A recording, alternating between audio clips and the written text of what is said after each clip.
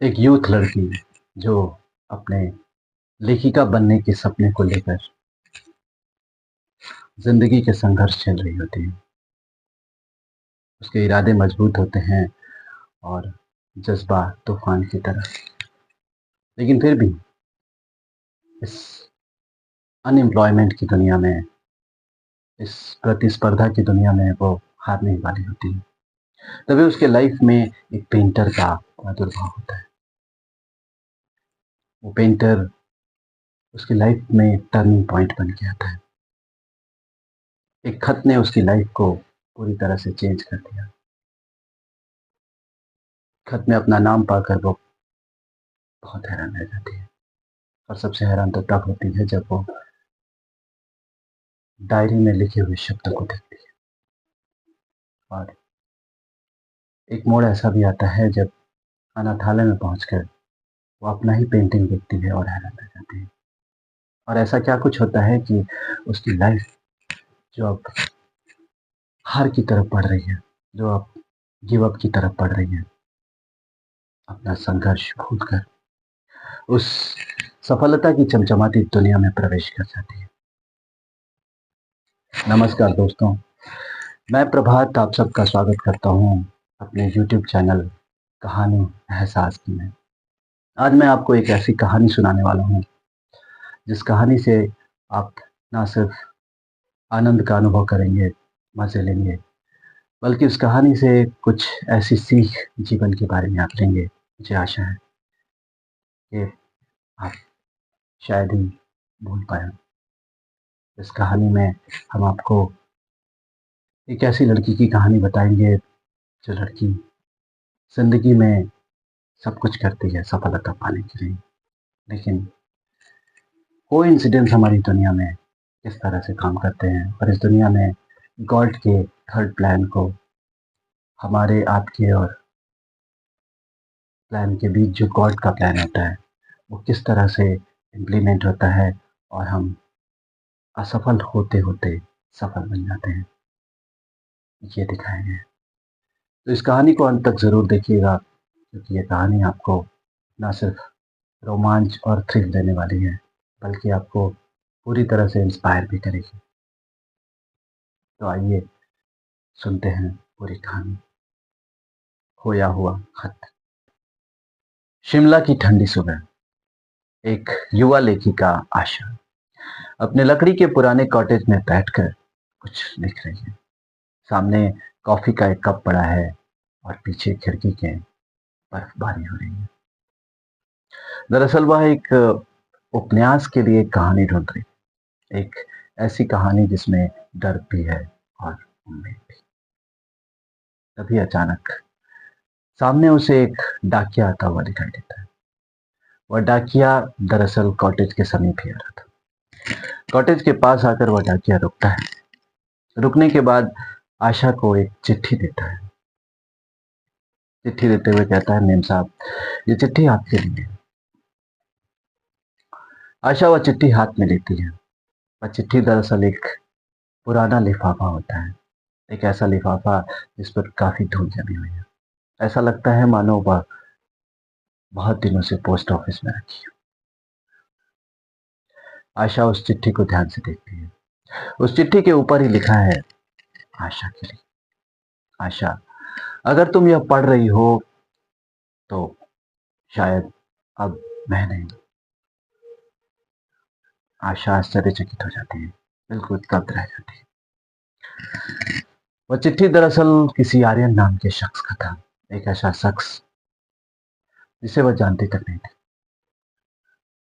आगे चिट्ठी में लिखा है, आशा, तुम मुझे नहीं जानती, लेकिन मैं तुम्हें जानता हूँ।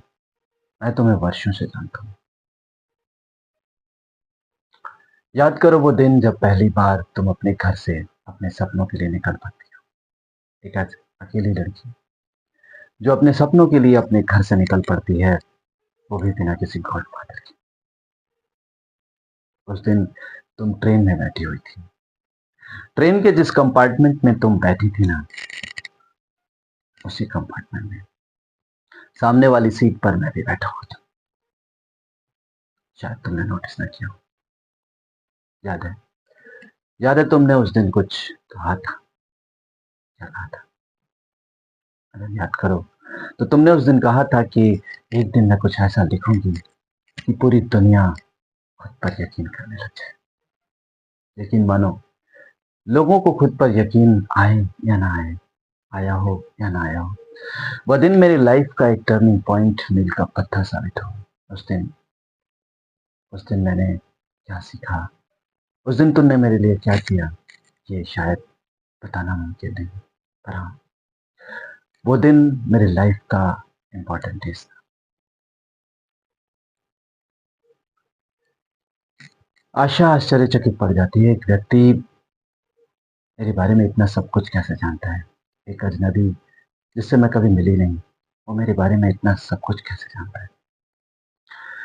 आगे चिट्ठी के आखिरी पन्ने में, चिट्ठी के आखिरी पैराग्राफ में लिखा है, अगर तुम सच जानना चाहो तो आज शाम को रोजवुड हिल पहुंच जाना। वहां मेरी आखिरी कहानी तुम्हारा इंतजार करेगी। वो बिल्कुल स्तब्ध रह जाती है, शून्य पड़ जाती है। थोड़ी देर के लिए वो अनकॉन्शियस हो जाती है। कुछ समय बाद होश आता है। होश आते ही तुरंत वह निर्णय लेती है कि वह रोजवुड हिल जरूर जाएगी। उस दिन शाम को बाहर बर्फबारी बहुत तेज हो रही थी। हवा में एक अजीब सी सरसराहट थी। बहुत चिलचिलाती ठंड थी। एक ऐसी ठंड जिसमें लोगों का निकलना तो मुमकिन नहीं था। पर फिर लाल स्कॉर्प ओढ़कर आशा रोजवुड हिल की तरफ रवाना हो जाती है। जब वो रोजवुड हिल पहुंचती है तो वहां वहां का नजारा देखकर आप भी विस्मय से भर जाएंगे। वहां एक बहुत बड़ा पेड़ होता है। उस पेड़ के ठीक नीचे एक बड़ी सी बेंच रखी होती है, और उस बेंच के ठीक ऊपर एक लकड़ी का बॉक्स रखा होता है। आशा बॉक्स के नजदीक जाती है, बॉक्स खोलती है। उस बॉक्स में एक डायरी रखी होती है, और डायरी निकालती है। डायरी के ऊपरी पन्ने पर लिखा है, आर्यन वर्मा, 2014 से 2021 तक। दरअसल यह आर्यन की अधूरी कहानी होती है। एक ऐसी कहानी जो आशा के जीवन जैसी लगती है।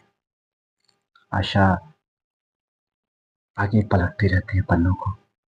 पन्ने पलटने के क्रम में उसे आर्यन के कई राज, कई आश्चर्यजनक चीजें पता चलती हैं। इसी बीच उसे यह एहसास हो जाता है कि आर्यन शायद वही व्यक्ति है जिसने पहली बार मेरी पहली किताब को किसी प्रकाशक तक पहुंचाया था, और वो भी बिना अपना नाम बताए। वो आगे के पन्ने पलटते हैं। उन पन्नों के कर्ज से एक राज खुलकर आता है। वो राज ये है कि आर्यन कोई और नहीं बल्कि एक पेंटर था। एक पेंटर जो सड़क हादसे में अपनी याददाश्त खो चुका होता है, और वह शिमला में ही एक अनाथालय के नजदीक रहता है। वहां अनाथालय के बच्चों को ही पेंटिंग सिखाया जाता है। आगे पन्ने पलटते जाते हैं। कुछ समय बाद उसमें एक बहुत ही मार्मिक बात लिखी होती है। उसमें लिखा होता है, मैंने सीखा है कि प्यार करने के लिए जरूरी नहीं कि कोई व्यक्ति हमारे समीप हो या हम उसके पास हों। जरूरी यह है कि हम उसके लव को कभी बुझने न दें। तुम लिखती रहना, क्योंकि तुम्हारा लिखते रहना मेरे जीने की वजह है। आशा बिल्कुल स्तब्ध सी हो जाती है, और बिल्कुल हैरान। उसकी आंखें नम हो जाती हैं। पहली बार उसे एहसास होता है कि प्यार किसी व्यक्ति के से ज्यादा उसके एहसास से होता है। उस दिन कुछ समय गुजारने के बाद वो वहां से चली जाती है। अगले दिन सुबह वो बहुत जल्दी उस जगह पे पहुंचती है जो उसका डेस्टिनेशन होता है। मेरा मतलब है, वो उस अनाथालय में पहुंचती है जहाँ के राज उसे जानने होते हैं। जब वो उस अनाथालय में पहुंचती है तो वहां का दृश्य देखकर और विस्मय से भर जाते हैं। दरअसल वहां के बच्चे उसे पहले से पहचान रहे होते हैं। जाते ही उसके गले लग जाते हैं। कहते हैं, दीदी, आप शायद हमें नहीं पहचानते, लेकिन हम आपको पहचानते हैं। दीदी, आर्यन भैया कहा करते थे कि एक दिन उनकी कहानी वाली परी यहाँ जरूर आएगी, और आप आ गए। आपको नहीं पता हम कितने खुश हैं। वो उनके गले लग जाती है। कहती है, बच्चों, तुम्हें देखकर भी हमें बेहद खुशी हो रही है।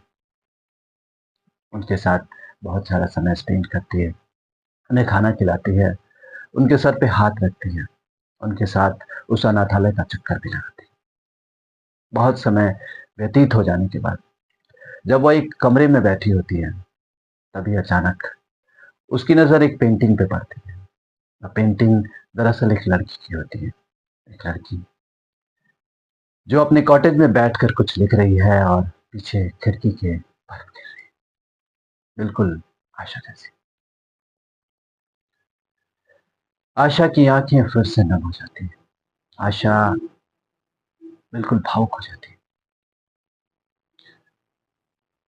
पहली बार वह सोचती है कि प्यार करने के लिए कभी कभी कोई व्यक्ति हमारे नजदीक नहीं होता, लेकिन कभी कभी वह एक प्रेरणा, एक कहानी और एक खत बनकर हमारी जिंदगी में हमेशा रहता है। कुछ दिनों बाद आशा की नई किताब प्रकाशित होती है। उस किताब का शीर्षक होता है खोया हुआ खत। समर्पण में वह लिखती है उनके नाम, जिन्होंने मुझे सिखाया कि प्यार किसी व्यक्ति से ज्यादा उसके एहसास से होता है। देखते ही देखते उस किताब की लाखों प्रतियां बिक जाती हैं। वह किताब छा जाती है, और आशा भी।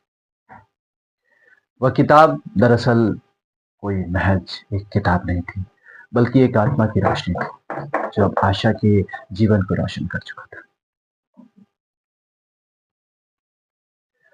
इस कहानी का मोरल बिल्कुल साफ है। कभी कभी कोई व्यक्ति जो हमारी जिंदगी में नहीं रहता, तो अनजानेपन में ही सही, वो हमें हमारी मंजिल तक जरूर पहुंचा देता है, और हम उस मुकाम पे खड़े होते हैं, उस जगह पे खड़े होते हैं जहां सफलता हमारे कदम चूमती है।